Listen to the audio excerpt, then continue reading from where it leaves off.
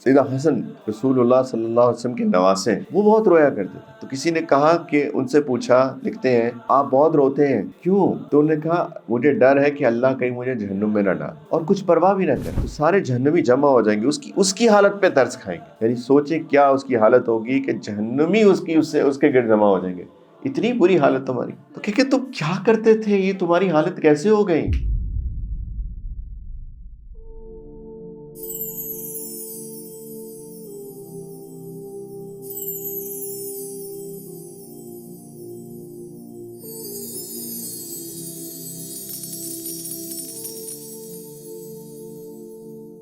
آگے چل کے لکھتے ہیں کہ سیدنا حسن رضی اللہ تعالی عنہ سے کسی نے، وہ بہت رویا کرتے تھے، کثیر البکا تھے، روتے بہت تھے۔ تو کسی نے کہا کیوں اتنا روتے؟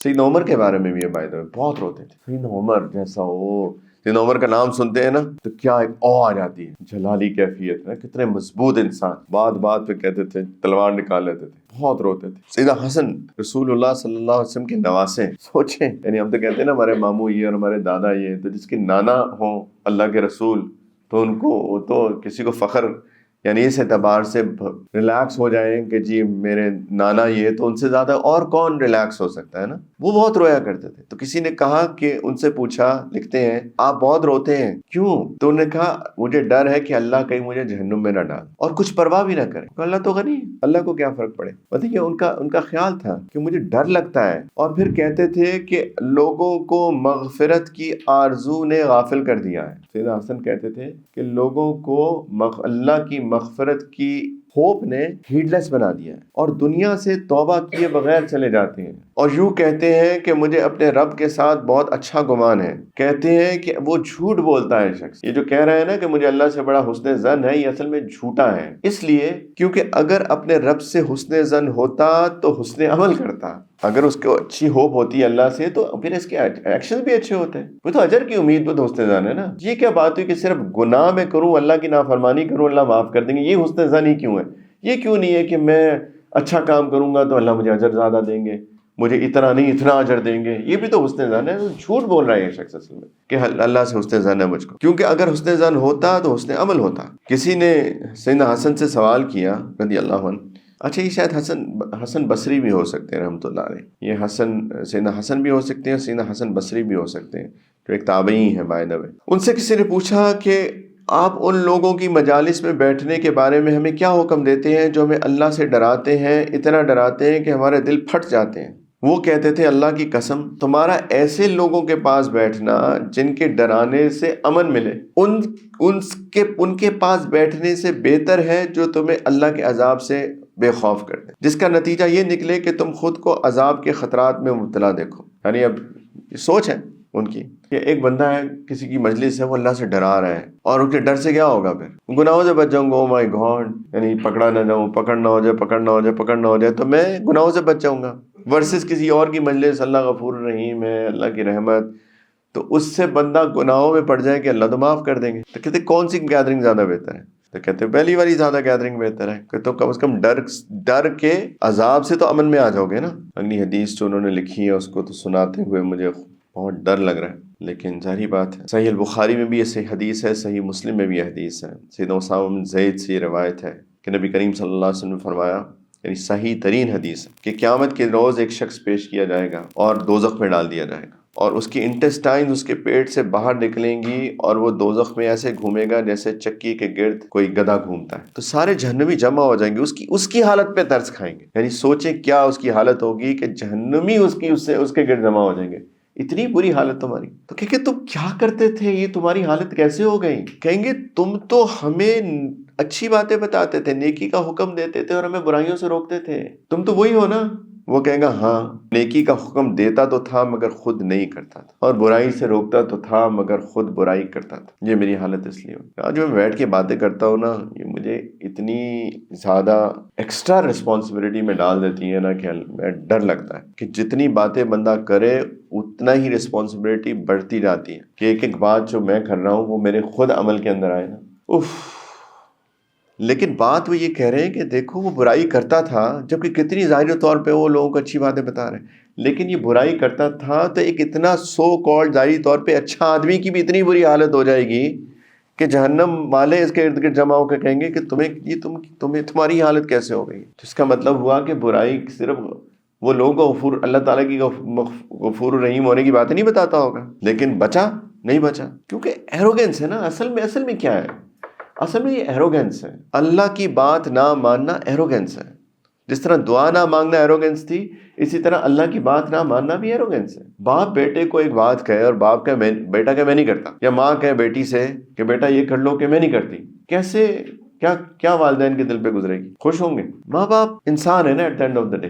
اللہ تعالیٰ کہے یہ کرو میرے بندے، اور وہ کہ میں نہیں کرتا، یا اللہ کہے میرے بندے یہ نہ کرو، اوکے میں تو کروں گا. تو اس سے زیادہ ایروگنس کیا ہو سکتی ہے؟ اصل میں یہ ایروگنس ہے. چکر سارا یہاں پہ ایروگنس کا ہے. جس طرح دعا نہ مانگنا ایروگنس تھی، اسی طرح اللہ کی بات نہ ماننا ایروگنس. یعنی the key issue is that. دیکھیے دو چیزیں ہوتی ہیں. ایک ہوتی ہے کہ میں آپ کو کہہ رہا ہوں جھوٹ نہ بولو لیکن میں بولتا رہوں. ایک ہے کہ میں جھوٹ بولتا تو ہوں لیکن میں اس جھوٹ سے نکلنا چاہتا ہوں. تو ایک تو ہے کہ میں کوشش کروں. دوسرا، اور پھر جب آپ کہہ رہے ہیں کہ میں یہاں پہ بیٹھ کے آپ سب سے کہتا ہوں دیکھو یار جھوٹ مت بولا کریں، تو تب جب میں نیکسٹ ٹائم جھوٹ بولنے لگوں گا تو مجھے یاد آئے گا میں تو لوگوں کو کہتا ہوں جھوٹ نہ بولو، تو میں کیسے جھوٹ بول رہا ہوں؟ تو مجھے یہ ہیلپ کرے گی جو آپ کی بات کہہ رہے ہیں، ڈیفینیٹلی ہیلپ کرتی ہے. لیکن اس کے اندر اور جو دوسری باتیں ہم کر رہے ہیں، ڈفرینس کیا ہے؟ یہاں یہ بندہ کوشش کر رہا ہے، یا ایروگنس نہیں ہے. ایروگنس نہیں ہے نا. یہاں پہ تو کوشش، میں تو گلٹ میں ہوں یار. میں تو لوگوں کو بتا رہا ہوں یہ نہ کرو، میرا یہ کر رہا ہوں. استغفر اللہ، یا اللہ معاف کر دے، یا اللہ میں ٹرائی کروں گا. انسان توبہ کرتا رہے، معافی مانگتا رہے. ایروگنس تو نہیں ہے نا، ڈھٹائی کے ساتھ تو نہیں کر رہا. ورسز کہ ایک بندہ کہے اللہ غفور نہیں ہے جو مرضی کروں میں، وہ ایروگنس ہے. لوگوں کو بھی بتا رہا ہوں لیکن میں خود ذرہ برابر کوشش بھی نہیں کرتا اس کو کرنے کی، یہ ایروگنس ہے. تو فرق ایروگنس کا ہے ساری جگہ. یہ مسئلہ ہے. وَلَمْ يُصِرُّوا عَلَىٰ مَا فَعَلُوا وَهُمْ يَعْلَمُونَ. جانتے بوجھتے اصرار نہیں کرتے گناہوں پہ، کرتے نہیں رہتے، گلٹ میں رہتے ہیں. بے شک ہو جائے لیکن بار بار توبہ کرتے ہیں. تو یہ فرق ہے.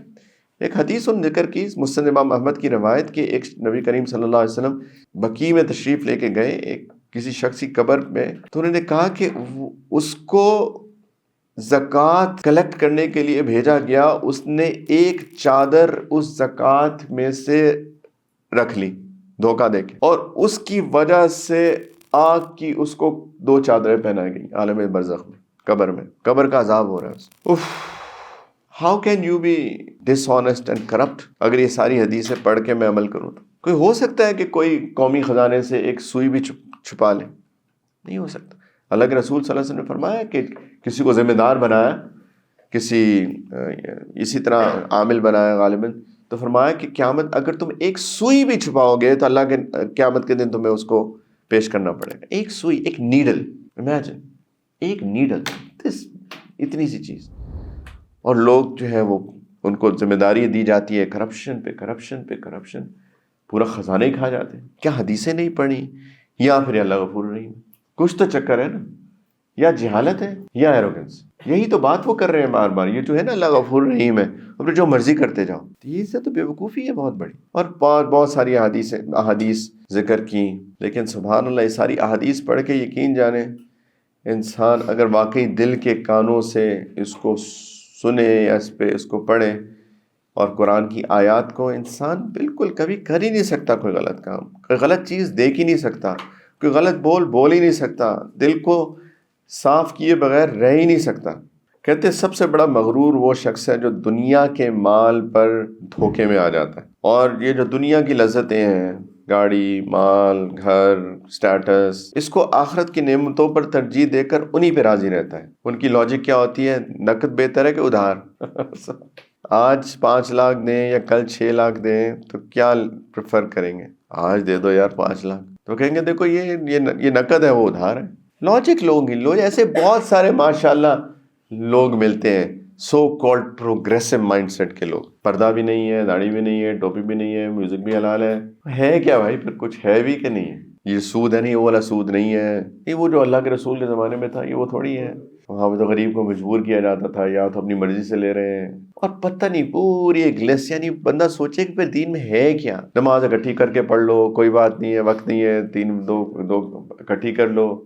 یعنی یو نیم اٹ، لگتا ہے کہ لٹرلی مذاق اڑا رہے ہیں اس دین کا، لٹرلی مذاق اڑا رہے ہیں. اور یہ ان کو لوگ کہتے ہیں پروگریسو مائنڈ سیٹ کے لوگ ہیں، دین میں تجدید کرنے والے، جدت پسند کرنے والے. یہ 1500 سال بعد کا دین ہے.